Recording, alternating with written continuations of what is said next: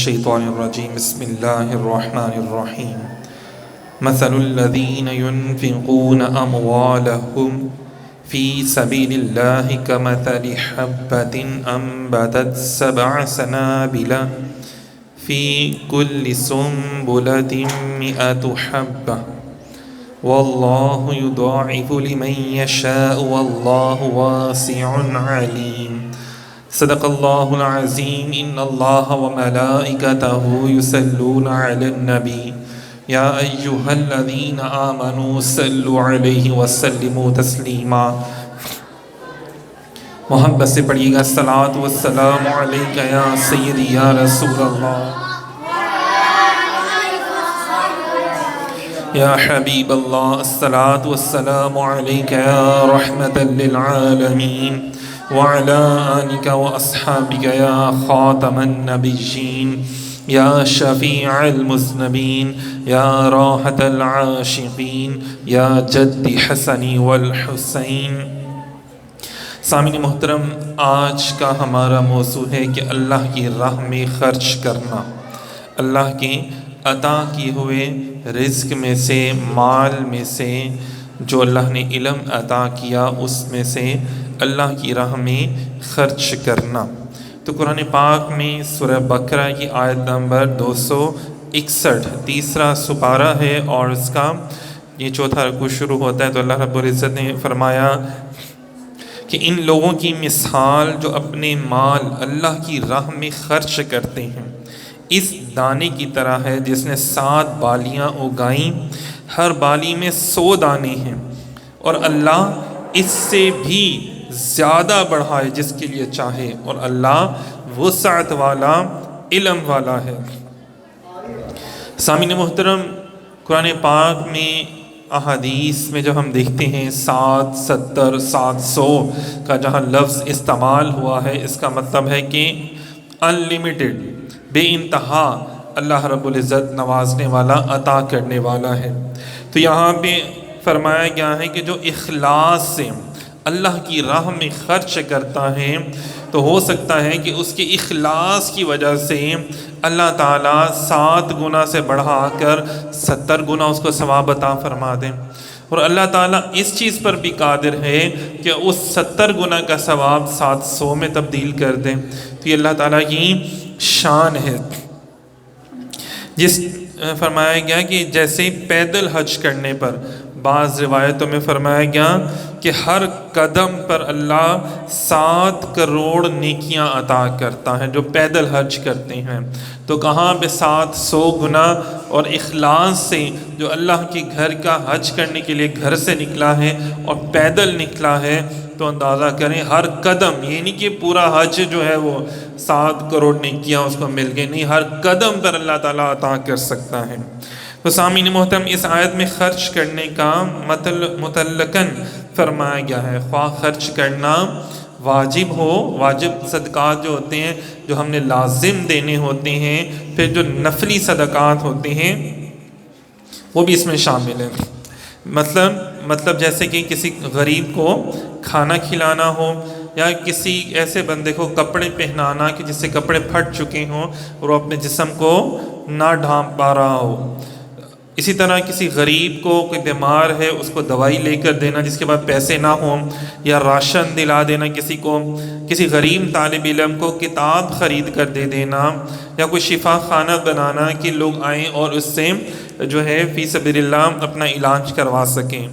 یا فوت شدگان کے لیے اصالِ ثواب کرنے کے لیے فقراء و مساکین کو کھانا اور کپڑے تقسیم کرنا، یہ سب بھی اس میں آ جاتا ہے۔ نبی پاک صلی اللہ علیہ وسلم کی نسبت دیکھیں کتنی بڑی بات ہے۔ حضور علیہ الصلوۃ والسلام نے فرمایا کہ اگر تم میں سے کوئی احد پہاڑ کے برابر سونا اللہ تعالیٰ کی راہ میں خرچ کریں تو اس کا ثواب میرے کسی صحابی رضی اللہ تعالیٰ عنہم کی ایک چھوٹی سی مقدار بلکہ آدھا مد خرچ کرنے کے برابر نہیں ہو سکتا۔ مطلب آدھا دینار بھی سمجھ لیں آپ، یا 1 روپیہ آپ سمجھ لیں اس کو، کہ 1 روپیہ خرچ کرنے کے برابر بھی نہیں ہو سکتا۔ احد کے پہاڑ کے برابر اگر صدقہ دیکھا جائے تو آج کے دور میں کروڑوں اربوں روپے کا صدقہ بنتا ہے۔ مطلب اگر ہمارا جتنے پاکستان میں لوگ ہیں سارے صدقہ و خیرات کر دیں تو حضور علیہ الصلوۃ والسلام کے ایک صحابی کا 1 روپیہ خرچ کرنے کے برابر بھی وہ نہیں ہو سکتا۔ تو اللہ تعالیٰ اخلاص کے مطابق اس کو زیادہ سے زیادہ عطا فرماتا ہے۔ ایک ہم لوگوں کا اخلاص ہے اور ایک حضور کے خاص جو غلام ہیں ان کا اخلاص ہے۔ کہ حضور علیہ السلام کی آل کا اور حضور علیہ السلام کے جو صحابہ ہیں جنہوں نے ایمان کی حالت میں حضور علیہ السلام کو دیکھا، آپ کی بارگاہ میں بیٹھے، قرب اللہ نے ان کو عطا فرمایا اور انہوں نے اپنی جانوں کو حضور کی ذات پر نچھاور فرما دیا، تو ان کا اخلاص جو ہے وہ بہت اعلیٰ و عرفہ ہے۔ تو معلوم ہوا اگر اخلاص ہوگا تو اس کا اجر بھی زیادہ ہوگا۔ پھر اگلی آیت میں اللہ تعالیٰ نے فرمایا وہ لوگ جو اپنے مال اللہ کی راہ میں خرچ کرتے ہیں، پھر اپنے خرچ کرنے کے بعد نہ احسان جتاتے ہیں اور نہ تکلیف دیتے ہیں، تو ان کا انعام ان کے رب کے پاس ہے اور ان پر نہ کوئی خوف ہوگا اور نہ وہ غمگین ہوں گے۔ سامعین محترم، کتنی پیاری سی بات فرمائی کہ اگر آپ چاہتے ہیں کہ آپ کے اوپر کوئی خوف نہ آئے اور آپ کبھی غمگین نہ ہوں تو جب اللہ تعالیٰ کی راہ میں آپ خرچ کریں تو خرچ کرنے کو کبھی جتائیں نہ، کبھی احسان نہ جتائیں۔ کیا ہوا کہ حضرت عثمان غنی رضی اللہ تعالیٰ عنہ اور حضرت عبد الرحمن بن عوف رضی اللہ تعالیٰ عنہ وہ ہستیاں ہیں کہ ان کا شان رسول اس آیت کا یہ ہے نا کہ جب غزوہ تبوک کے موقع پر لشکر اسلام کے لیے، کیا لشکر اسلام کے لیے مطلب جہاد کرنے کے لیے بھی آپ اللہ کی راہ میں خرچ کر سکتے، وہ بھی اللہ کی راہ میں ہی کہلایا جائے گا، کیونکہ جہاد اگر اللہ کی راہ میں کیا جا رہا ہے تو اس میں نبی پاک صلی اللہ علیہ وسلم نے صحابہ کو ترغیب دلائی۔ اور دیکھیں حضرت عثمان غنی رضی اللہ تعالیٰ عنہ 1000 اونٹ لے کر آ گئے، اور حضرت عبد الرحمن بن عوف رضی اللہ تعالیٰ عنہ کے پاس کل جتنی جائیداد تھی، جتنا پیسہ ان کے پاس پڑا ہوا تھا، اس کا آدھا اپنے گھر والوں کے لیے چھوڑ کے آئے اور آدھا جو تھا وہ بھی بہت زیادہ بن گیا تھا، اور وہ حضور علیہ السلام کی بارگاہ میں لے کر آ گئے، یا رسول اللہ یہ جہاد کے لیے میں آپ کی بارگاہ میں پیش کرتا ہوں۔ تو اس دور اقدس میں صحابہ کرام جہاد، اسلام کے لیے جو جہاد کیا جاتا تھا اور لوگوں کو ظلم و ستم سے بچانے کے لیے کفار و مشرکین کے، تو اس میں صحابہ کرام خود آگے آگے ہوتے تھے۔ آج دیکھیں کہ لوگ کہتے ہیں جی نہیں، جنگ کسی مسئلے کا حل نہیں ہے، خود تو کہنے والے جنگ کہہ رہے ہیں لیکن مسلمانوں کو مارا جا رہا ہے اور مسلمان حکمرانوں کو کہا جا رہا ہے کہ جی جنگ نہیں کرنی ہے، کسی مسئلے کا حل نہیں ہے۔ سامعین محترم، جنگ کسی مسئلے کا حل نہ ہوتا تو میرے نبی پاک صلی اللہ علیہ وسلم کبھی صحابہ کرام کو ترغیب نہ دلاتے اور کبھی اتنے غزوات نہ ہوتے۔ تو تاریخ گواہ ہے جب تک مسلمان اس بات پر قائم رہے اور اللہ کی راہ میں نکلتے رہے تو پھر کیا ہوا، تب تک اسلام میں پوری دنیا پر قائم رہا، اور جب مسلمانوں نے حضور علیہ السلام کی اس سنت کو چھوڑا تو تب سے مسلمان ذلیل و رسوا ہونا شروع ہو گئے اور ظلم و ستم ہو رہے ہیں۔ سامعین محترم، پہلے فرمایا کہ اللہ کی راہ میں خرچ کرو، پھر فرمایا کہ خرچ کرو، لیکن دیکھو اللہ کو کتنی محبت ہے اپنے محبوب کی امت سے، کتنی زیادہ محبت ہے اپنی محبوب کی امت سے کہ کہیں یہ نہ ہو کہ ان کے انداز میں تھوڑا فرق آ جائے اور ان کا جو دیا دلانا سارا ضائع چلا جائے، تو وہ بھی بتا دیا، گائیڈ کر دیا ساتھ ساتھ کہ بھئی دیکھو احسان نہ جتلا دینا، اور یہ نہ ہو کہ تم نے عمل کیا وہ سارا ضائع چلا جائے اور کسی کا دل دکھ جائے نا۔ پھر فرمایا قول معروف ومغفرۃ خیر من صدقۃ یتبعها اذی واللہ غنی حلیم، اچھی بات کہنا اور معاف کر دینا اس خیرات سے بہتر ہے جس کے بعد ستانا ہو، اور اللہ بے پرواہ حلم والا ہے۔ کتنی بڑی بات ہے کہ سائل کو کچھ نہیں دیا، فرمایا کہ اس کو جھڑکو بھی مت۔ اگر دیکھیں نا آپ کے پاس کوئی رشتہ دار، کوئی دوست یار مانگنے کے لیے آ جائے تو آپ اس کی مدد کریں، لیکن فرمایا کہ اگر تمہارے پاس نہیں ہے اور تم اس کی مدد نہیں کر سکتے تو تم اس کو گالیاں بھی نہ دو، اس کو جھڑکو بھی نہ، اس کو یہ بھی نہ کہو کہ تم نکل جاؤ، تم تو روز روز آ جاتے ہو میرے پاس۔ فرمایا نہیں، اگر کسی کو انکار کرنا ہے تو وہ بھی ذرا پیار سے کہو کہ اگلے کا دل نہ ٹوٹے۔ یہ کتنی بڑی بات ہے کہ دینے کا بھی انداز بتایا جا رہا ہے، دینے کا بھی انداز بتایا جا رہا ہے کہ دیکھو پیار سے دینا، اگر تمہارے پاس ہے تو دے دو، اندازہ کرو کسی کو پہ احسان نہ جتلانا، کسی کو 100 باتیں سنا کے نہ دینا، بلکہ پیار سے دینا۔ تو یہاں پہ نبی کریم علیہ الصلوۃ والسلام نے فرمایا کہ اگر تمہارے پاس کچھ بھی نہیں ہے نا، حضور صلی اللہ علیہ وسلم نے فرمایا کہ تیرے پاس ایک صحابیاں تھے، انہوں نے عرض کیا نا یا رسول اللہ میرے پاس کوئی آ گیا مسکین دروازے پہ کھڑا ہو گیا تو میں کیا کروں، میرے پاس کچھ بھی نہ ہو تو فرمایا کہ اگر تیرے پاس جلے ہوئے کھر کے سوا کچھ نہ ہو تو وہ کھر بھی اس کو دے دو، وہ کھر جو ہے وہی اس کو دے دو، مطلب ادنا سے ادنا چیز بھی تمہارے پاس کوئی پڑی ہوئی ہے نا اگر گھر میں تو تم وہ بھی اس کو اٹھا کر دے دو۔ سامعین محترم، میرے آقا کریم علیہ الصلوۃ والسلام کی بارگاہ میں ایک مرتبہ 3 اونٹ آ گئے، کچھ روایات میں زیادہ بھی آتا ہے، تو وہ ہیرے جواہرات سے اور مال سے لدے ہوئے تھے۔ ہم یقین کریں گے جب تک 3-4 دن تک جب تک وہ پورے حضور بانٹے نہ گئے، نبی پاک صلی اللہ علیہ وسلم اپنے گھر تشریف نہیں لے کر گئے، مطلب وہ اونٹ اور یہاں تک کہ جو ان کی رسیاں تھیں وہ بھی سرکار نے تقسیم فرما دی، بانٹ دی۔ تو اتنا زیادہ صدقہ و خیرات میرے اور آپ کے نبی پاک صلی اللہ علیہ وسلم کے اوپر ساری عمر، ظاہری جو عمر مبارک تھے، زکوٰۃ لازم نہیں ہوئی، زکوٰۃ واجب نہیں ہوئی۔ کیوں کہ جو بھی کچھ آتا تھا حضور کی بارگاہ میں، کوئی پیش کرتا تھا ہدیہ وغیرہ میں، کچھ بھی مال و متاع آتا تھا تو حضور اسی وقت اس کو تقسیم فرما دیتے تھے، بانٹ دیتے تھے اپنے صحابہ میں، اور جو غرباء اور مساکین تھے ان میں بانٹ دیا کرتے تھے۔ خود نبی پاک صلی اللہ علیہ وسلم آپ بھوک سے مطلب گزارا کر لیتے تھے، روزہ رکھ کے، لیکن کوئی آیا تو اگر اپنے سامنے بھی کوئی چیز پڑی ہے وہ بھی اٹھا کے دے دی، اپنے سامنے بھی کچھ پڑا ہوا ہے، یہی دیکھیں نا آگے بات چلتی ہے تو مولا علی شیر خدا سیدہ کائنات بھی ایسے کیا کرتے تھے، صحابہ کرام بھی، تربیت ایسی ہے نا، پھر جب بڑے ایسے کرتے ہیں بچوں کے سامنے تو پھر کیا ہوتا ہے کہ بچے بھی ویسے کرتے ہیں۔ لیکن دیکھیں امام الانبیاء نبی پاک صلی اللہ علیہ وسلم نے ایسا کر کے دکھایا تو سب نے کیا۔ آج اگر ہمارے والدین بھی حضور کی یہ سنت ادا کریں گے، ہمارے بڑے بھی، تو پھر کیا ہوگا آگے بچوں تک وہ تربیت کا حصہ پہنچتا ہے۔ یہ تربیت ہو رہی ہے، دیکھیں کتنی پیارے سے انداز میں فرمایا اپنے ماتحتوں کی بھی خطاؤں کو تم معاف کر دیا کرو، وہ درگزر کیا کرو، ان کے اوپر احسان نہ جتایا کرو۔ پھر فرمایا حضرت انس بن مالک رضی اللہ تعالیٰ عنہ فرماتے ہیں کہ میرے سوتیلے والد مجھے حضور علیہ السلام کے پاس لے گئے۔ جب سرکار مدینہ پاک میں تشریف لائے نا تو آپ کے پاس کوئی خادم نہیں تھا، ظاہری طور پہ خدمت کرنے والا، چیزیں لانے والا۔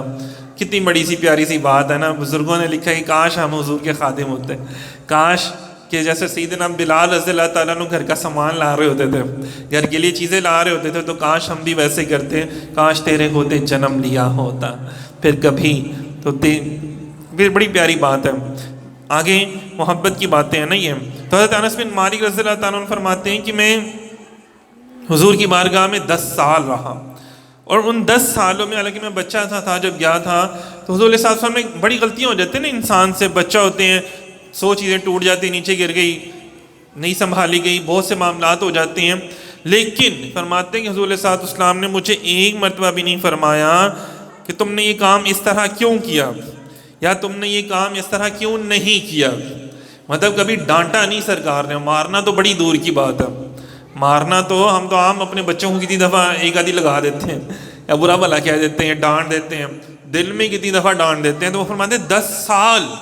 حضور نے مجھے ڈانٹا نہیں، 10 سال مجھے سرکار نے ڈانٹا نہیں۔ تو اتنا پیار اور محبت والا سلوک جو قرآن بیان فرما رہا ہے وہ نبی پاک صلی اللہ علیہ وسلم کا سارا عمل ہے، حضور نے وہ عمل پریکٹیکل کر کے دکھایا۔ پھر اگلی آیت میں فرمایا جا رہا ہے کہ ایمان والو احسان جتا کر اور تکلیف پہنچا کر جب تم کسی کو دیتے ہو نا تو کیا ہوتا ہے، تو میں اپنے صدقے برباد نہ کر دو اس شخص کی طرح جو اپنا مال لوگوں کے دکھلاوے کے لیے خرچ کرتا ہے اور اللہ اور قیامت پر ایمان نہیں لاتا۔ تو اس کی مثال ایسی جیسے ایک چکنا پتھر ہو جس پر مٹی ہو تو اس پر زوردار بارش پڑی جس نے اسے صاف پتھر کر چھوڑا۔ ایسے لوگ اپنے کمائے ہوئے اعمال سے کسی چیز پر قدرت نہ پائیں گے، اللہ کافروں کو ہدایت نہیں دیتا۔ ہم دیکھیں پہلے بات کی جا رہی تھی احسان نہ جتاؤ، فرمایا احسان جتانے سے کیا ہوتا ہے، تمہارے اعمال برباد ہو جاتے ہیں۔ پھر مثال کیا دی، ایک چکنا پتھر ہے، اس کے اوپر مٹی آ جائے، بیج بھی آ جائے، کچھ بھی ہو جائے، لیکن اس کے اوپر پودا نہیں اگتا، کیونکہ جب پانی ڈالیں گے تو وہ ساری مٹی بہہ جائے گی اور پھر پتھر کا پتھر رہ جائے گا۔ ایسے ہی ہے نا، تو پتھر فرمایا کہ وہ جو تمہارے اعمال ریاکاری والے ہوتے ہیں نا، احسان جتانے والے ہوتے ہیں، تم نے کسی کی مدد کی لیکن 100 بندوں میں بیٹھ کے احسان جتا دیا، میں نے اس کی مدد کی ہے مشکل میں، وہ تمہیں یاد نہیں ہے گا میں نے تمہاری مدد کی تھی تمہاری. تو مطلب کسی کی مدد کرتے ہیں لیکن احسان جتا کے کرتے ہیں اور لوگوں میں ڈھنڈورا پیٹتے پھرتے ہیں. تو فرمایا ان کے سارے نیک اعمال کیچڑ کی مانند ہوتے ہیں. نماز بھی، حج بھی، روزہ بھی، زکوٰۃ بھی، کسی کو مدد کی وہ بھی، سب کیچڑ کی طرح ہوتے ہیں، کیچڑ کی طرح ہو جاتے ہیں. مطلب اس بندے کو کوئی بھی اجر و ثواب نہیں ملتا. کیوں؟ کہ اس نے ریاکاری کی. اس نے ریاکاری کی، وہ ساری چیزیں دکھلاوے کے طور پہ کی، اللہ کی رضا کے لیے نہیں کی. اس میں اخلاص، خلوص، اچھی نیت شامل نہیں تھی. اس لیے فرمایا گیا نا ایمان کا دار و مدار نیت پر ہے. نیت اچھی ہوگی تو اللہ تعالیٰ تمہیں اس عمل کا اجر عطا فرمائے گا. دیکھو اگر میری نیت یہ ہے کہ میں نعت پڑھوں تو کیا مجھے پیسے ملیں، لوگ میرے بلے بلے کریں، مجھے اور آگے 10 محفلیں مل جائیں، لوگ کہ یار کیا سر لگاتا ہے، یار کیا لے اس کی، تو پھر وہی نعت پڑھنا میرے منہ پہ مار دی جائے گی، وہ ریاکاری میں آئے گا، دکھلاوے میں آئے گا. لیکن اگر میں یہ نعت اس لیے پڑھتا ہوں میرے آقا کی رضا مجھے مل جائے گی، میرا رب درود پڑھنے سے مجھ سے راضی ہو جائے گا، اور اگر میں نعت پڑھوں تو کسی ایک کی بھی کیفیت بن جائے اور وہ میری بخشش کا سامان بن جائے تو وہ میری نعت اللہ کے حضور قبول ہو جائے گی. اسی طرح میں کہتا ہوں میں قاری ہوں تو جناب میں پیسے کے لیے تلاوت کروں، میں بیان کرنے والا ہوں تو میں بیان کروں پیسے کی خاطر کہ لوگ کہیں یار کیا علم ہے یار اس بندے کے پاس، اور میرا جو سوچ ہے وہ یہ ہرگز نہ ہو کہ یار تبلیغ دین کا کام ہے مجھے کرنا چاہیے، کہ کیا میں نے لوگوں کی اصلاح کرنی ہے، اپنی اصلاح کرنی ہے، لوگوں کی کرنی ہے. اور اگر میری یہ نیت نہیں اور یہ نیت ہے کہ یار لوگ مجھے زیادہ پیسے دیں گے اور مجھے اور محفلیں ملیں گی، لوگ میرے ہاتھ پاؤں چومیں گے، تو پھر فرمایا جو یہ شخص کہتا ہے نا جو کہ لوگ میرے ہاتھ پاؤں چومیں، میرے آنے پہ کھڑے ہوں، تو وہ اپنا ٹھکانہ جہنم میں بنا لے. تو دیکھیں کتنی سختی سے اللہ تعالیٰ نے اس بات کو رد کیا، اور اللہ تعالیٰ تربیت فرما رہے ہیں کس کی؟ نبی پاک صلی اللہ علیہ وسلم کی امت کی. پھر فرمایا اور جو لوگ اپنے مال اللہ کی خوشنودی چاہنے کے لیے اور اپنے دلوں کو ثابت قدم رکھنے کے لیے، اپنے دلوں کو ثابت قدم رکھنے کے لیے خرچ کرتے ہیں، ان کی مثال اس باغ کی سی ہے جو کسی اونچی زمین پر ہو، اس پر زوردار بارش پڑی تو وہ باغ دگنا پھل لایا، پھر اگر زوردار بارش نہ پڑی تھوڑی سی ہلکی سی فوار ہی کافی ہے، اللہ تمہارے کام دیکھ رہا ہے. فرمایا واللہ بما تعملون بصیر. پہلے مثال کس کی دی؟ چکنے پتھر کے لحاظ سے کہ اس کے سارے نیک اعمال کیچڑ بن جاتے ہیں اور وہ اس کو کوئی اجر و ثواب نہیں دیتے جس میں دکھلاوا ہو. اور فرمایا اور جو اللہ کی رضا کے لیے کرتے ہیں، دلوں کے اطمینان کے لیے کرتے ہیں، تو پھر اللہ تعالیٰ ان کے اوپر اپنی رحمتوں کی بارشیں نوازتا ہے، رحمتوں کی بارشیں عطا کرتا ہے. پھر وہ ایسے بیج ہوتے ہیں، بارش ہو نہ ہو پھر بھی پودے اگاتے ہیں. بارش دیکھو نا کئی ایسی جگہ ہم دیکھتے ہیں نا جہاں پہ بارشیں ہو نہ ہو پودے بھی اگے ہوتے ہیں، کوئی جا کے دیتا نہیں ہے مالی، لیکن پھر بھی پودے سارے اگے ہوتے ہیں نا. اس طرح کے بھی معاملات ہوتے ہیں. آگے چلیں. فرمایا کیا تم میں کوئی یہ پسند کرے گا کہ اس کے پاس کھجور اور انگوروں کا ایک باغ ہو جس کے نیچے ندیاں بہتی ہوں، اس کے لیے اس میں ہر قسم کے پھل ہوں، اور اسے بڑھاپا آ جائے اور حال یہ کسی کمزور ناتواں بچے ہوں، پھر اس پر ایک بگولا آئے جس میں آگ ہو تو اس کا سارا باغ جل جائے. اللہ تم سے اس طرح اپنی آیتیں کھول کر بیان کرتا ہے تاکہ تم غور و فکر کرو. اللہ تعالیٰ فرماتا ہے غور و فکر کرو. کیسے؟ کہ دیکھو ایک شخص ایسا ہو جس نے ساری زندگی محنت کی ہو، بڑے باغات ہوں، بڑے نیک اعمال اس نے کیے ہوں، اس کے بچے بھی ہوں، لیکن اچانک ایک دم آگ آئے اور اس سب کو برباد کر دے تو اس کے پاس کچھ بھی نہ رہے. تو اسی طرح آپ اتنے نیک عمل کر لو، اتنا خرچہ کرا کے آپ نے محفل کر لی، لیکن محفل میں تعریفیں حاجی صاحب میاں صاحب کی ہو رہی ہیں، حضور کی نہیں ہو رہی. حاجی صاحب آ گئے جی، میاں صاحب آ گئے، اے تاڑی نظر شیر ہے، اے تاڑے واسطے. مطلب اس میں سرکار کی بات نہیں ہو رہی، لوگوں کی تعریفوں کے پل باندھے جا رہے ہیں، لیکن حضور کی شان بیان نہیں کی جا رہی. دیکھو عزت صرف سرکار کی ہے، ہم سارے تو حضور کے غلام ہیں نا، تو غلام کی تعریف نہیں ہونی چاہیے. آقا کی محفل میں صرف آقا کریم کی تعریف ہونی چاہیے، نبی پاک صلی اللہ علیہ وسلم کی. تو اس میں ریاکاری آ جاتی ہے. تو فرمایا ریاکاری آ گئی تو تمہارے سارے اعمال بالکل ختم، ضائع ہو جائیں گے۔ تو فرمایا جو عمل کرو خلوص کے ساتھ کرو، اخلاص اس میں شامل ہونا چاہیے۔ جب اخلاص ختم ہو جاتا ہے تو پھر کیا ہوتا ہے کہ اس کا کچھ بھی تمہیں فائدہ نہیں پہنچتا۔ چاہے اللہ پاک فرماتا ہے اتنے درخت ہوں، اتنی ہریالی ہو، اتنی نہریں ہوں، لیکن تمہیں کوئی فائدہ نہیں ہے۔ کیوں؟ کہ وہ سارے کے سارے اس میں ریاکاری شامل ہو گئی۔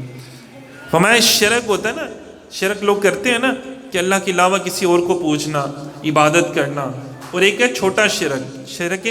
صغیر جسے کہتے ہیں۔ شرک اکبر ہے نا اللہ کے علاوہ کسی اور کو رب ماننا، اور شرک صغیر چھوٹا شرک کیا ہے؟ ریاکاری کرنا۔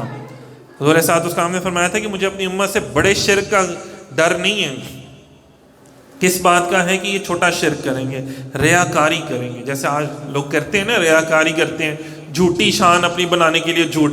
جھوٹ بھی بول لیتے ہیں، ایسے ہی ہے نا، سارے معاملات کرتے ہیں۔ تو دعا کرتے ہیں اللہ رب العزت مجھے، آپ کو، ہم سب کو اچھی بات پر خلوص ہو کر کہنے کی توفیق عطا فرمائے۔ اللہ کے عطا کیے ہوئے مال میں سے اس کی راہ میں خرچ کرتے رہنے کی توفیق عطا فرمائے، اور اللہ تعالیٰ مجھے، آپ کو، ہم سب کو اخلاص جیسی بڑی نعمت عطا فرمائے۔ بہت شکریہ، جزاک اللہ۔